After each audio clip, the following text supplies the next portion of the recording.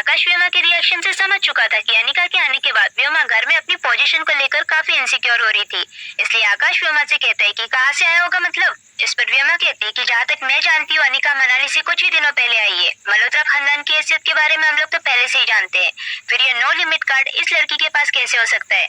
मुझे लगता है कि ये पैसे जरूर रोहित मारवा के होंगे। ये सुनते ही आकाश गुस्से से व्योमा से कहता है कि बस करो व्योमा, मैं देख रहा हूँ जब से अनिका आई है तुम उसके पीछे ही पड़ गई हो। अभी बैंक मैनेजर के सामने भी तुम बिना कुछ सोचे समझे उसके बारे में ऐसी वैसी बातें की जा रही थी। अनिका के अकाउंट में पैसा कहाँ से आया, किसने दिया, ये हमारा लुकआउट नहीं है। इस पर व्योमा गुस्से से कहती कि ये मत बोलो आकाश, पापा उस लड़की की माँ से नफरत करते हैं और उस कल की आई लड़की के लिए तुम मुझसे इस तरीके से बात कर रहे हो। इस पर आकाश कहता है कि इस घर में तुम दोनों का बराबर का दर्जा है और करण अंकल ने ही मुझे अनिका को इस घर में लाने के लिए कहा है। मैं चाहता हूँ कि आइंदा से तुम अनिका और अनिका से जुड़े मामले से दूर रहो।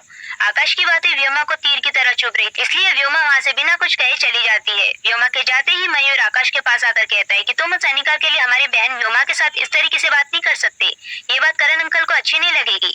इस बात पर आकाश कहता है कि अनिका को यहाँ लाकर इस परिवार का हिस्सा बनाने का फैसला भी करण अंकल का ही है, हमें उनके फैसले की रिस्पेक्ट करनी चाहिए। और हाँ, मैंने भी तुम्हें एक जिम्मेदारी दी थी अनिका को हर वक्त प्रोटेक्शन देने की, वो इस वक्त मारवा हाउस गई है तो तुम यहाँ क्या कर रहे हो। इस पर मयूर कहता है कि मुझे अपनी जिम्मेदारियों का पूरा एहसास है, अनिका किसी भी वक्त गुलेरी हाउस में एंटर कर सकती है, मेरी पूरी टीम उसके आसपास ही है। दूसरी ओर ओमकार भी गुलेरी हाउस से जल्द निकल जाना चाहता था, क्योंकि उसे डर था कि कहीं व्योमा के भड़काने पर आकाश उससे उसका दिया हुआ कार्ड छीन न ले। उसी वक्त अनिका की गाड़ी भी गेट के अंदर आती है। अनिका को देखते ही ओमकार कहता है कि हेलो बिग सिस्टर।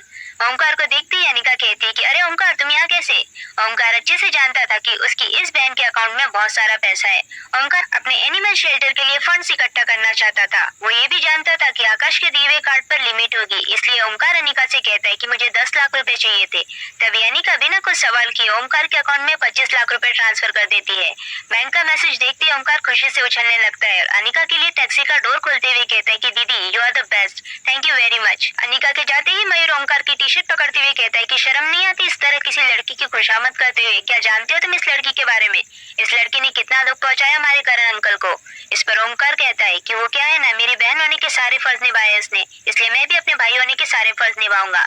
इस पर मयूर कहता है कि ऐसा कौन सा फर्ज निभा दिया उस लड़की ने जो तुम उस लड़की के इतने बड़े फैन बन गए हो। जवाब में ओमकार कहता है कि जब बड़ी दीदी छोटे भाई को आशीर्वाद देती है तो छोटा भाई उसका फैन बन ही जाता है, ठीक उसी तरह जिस तरह तुम बड़ी दीदी के फैन हो। दोस्तों, यहाँ पर हमें मयूर के बारे में एक और बात पता चलती है कि मयूर कन्फू कराटे एक्सपर्ट दीदी का बहुत बड़ा फैन है। क्या आप जानते हो दीदी ब्रह्मपुत्र मार्शल एकेडमी की दीदी अनिका ही है। क्या होगा जब मयूर को पता चलेगा कि वो जिस लड़की से इतनी नफरत करता है वही लड़की उसकी आइडियल है। बैक टू स्टोरी आते हैं। ओमकार की बातों का जवाब देते हुए मयूर कहता है कि अभी तू जानते क्या है बड़ी दीदी के बारे में, उनके और इस अनिका के बीच में कोई मुकाबला हो ही नहीं सकता। मार्शल आर्ट की दुनिया में बड़ी दीदी का बहुत बड़ा नाम है, हालांकि हमें से किसी ने उन्हें अब तक देखा नहीं है। तभी मयूर को उसके एक करीबी दोस्त का कॉल आता है जिसमें कि वो मयूर को बताता है कि अभी कुछ ही दिनों में एक चैंपियनशिप होने वाली है जिसमें बड़े बड़े मार्शल आर्टिस्ट एक दूसरे से टकराएंगे।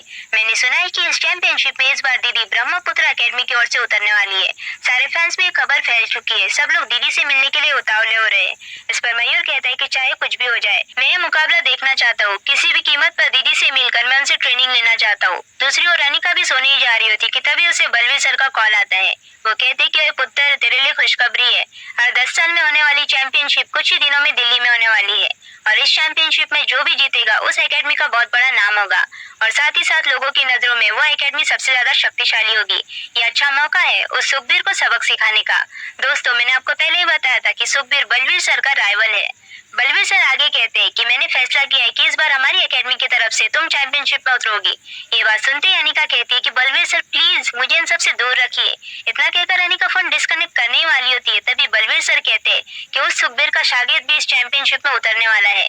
दोस्तों, अनिका को मोटिवेट करने के लिए बलवीर सर ने हमेशा से ही उस सुखबीर के शागिर्द से कंपेयर किया था ताकि अनिका के मन में उस शागिर्द को लेकर कंपटीशन की भावना पैदा हो। बलवीर सर आगे कहते हैं कि अगर तुम इस चैंपियनशिप में नहीं उतरोगी सुखबीर के शागिर्द की जीत पक्की है। अनिका सुखबीर सर के शागिर्द से कभी नहीं मिली थी और ना ही अनिका की उससे कोई दुश्मनी थी, लेकिन बचपन से ही बलवीर सर ने सुखबीर पाजी के इस शागिर्द के किस्से सुना कर अनिका को उकसाया था। जिस इंसान का नाम लेकर अनिका को उकसाया जाता था उसके साथ लड़कर अपने आप को बेहतर साबित करने का मौका अनिका अपने हाथ से जाने नहीं देना चाहती थी, इसलिए वो बलवीर सर की बात मान जाती है। जिसके बाद बलवीर सर अनिका को चैंपियनशिप के रूल्स समझाते हैं जिसके मुताबिक ये चैंपियनशिप काफी सीक्रेटली तरीके से ऑर्गेनाइज होने वाली थी।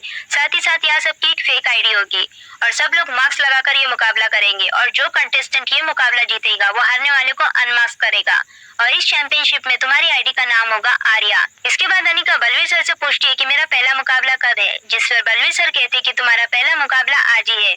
इस बातचीत के बाद अनिका कॉल डिस्कनेक्ट कर देती है और मुकाबले के लिए तैयार होकर बलवीर सर की दी हुई लोकेशन पर जाने के लिए निकलती है, मगर तभी उसे मयूर आकर रोक लेता है और कहता है कि आज तुम घर से बाहर नहीं जा सकती, आज मैं अपने पर्सनल काम से बाहर जा रहा हूँ, मैं तुम्हें प्रोटेक्शन नहीं दे पाऊंगा। इतना कहकर मयूर भी चैंपियनशिप की लोकेशन पर दीदी को देखने के लिए निकल जाता है।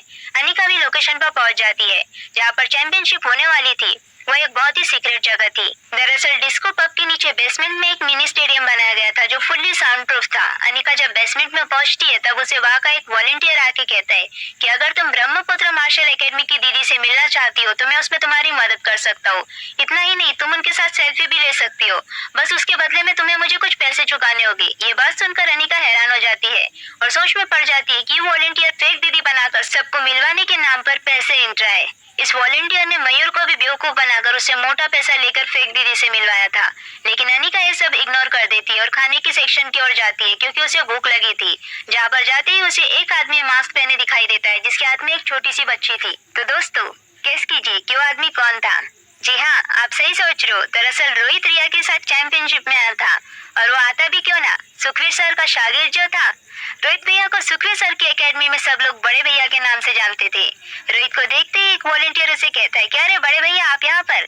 ये सुनते ही अनिका की नजर उस आदमी की ओर जाती है। अनिका भी उस शागिर्द का चेहरा देखना चाहती थी।